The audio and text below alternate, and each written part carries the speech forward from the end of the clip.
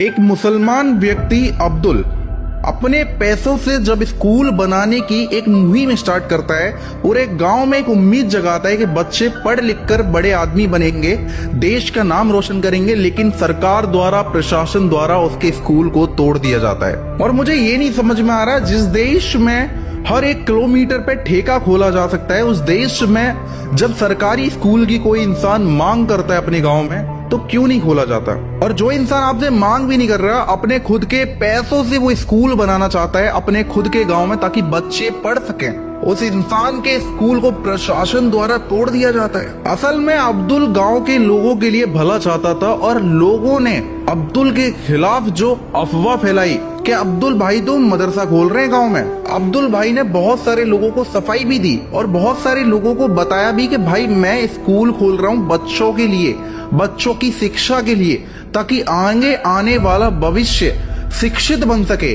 और उन्होंने ये भी बताया कि हमारे गांव में इतने मुस्लिम हैं ही नहीं कि मैं मदरसे में पढ़ा सकूं। फिर भी अब्दुल की किसी भी बात को सरकार ने नहीं सुना और स्कूल को बुलडोजर द्वारा तोड़ दिया गया। और मैं सवाल पूछता हूं प्रशासन, सरकार से कि भैया जो बुलडोजर है आम इंसान के घरों पे ही क्यों चलता है? ये जो रेपिस्ट हैं उनके घर पे कभी बुलडोजर चलते हुए दिखाई क्यों नहीं दिया?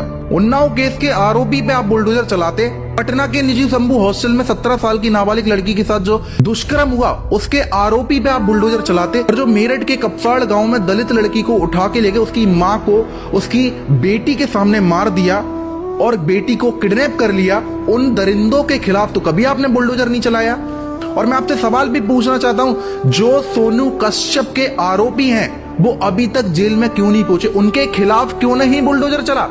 सिर्फ आपका बुलडोजर क्या गरीबों पे चलने के लिए बना है? सिर्फ आपका बुलडोजर क्या आम इंसान की अस्मिता को रौंदने के लिए बना है?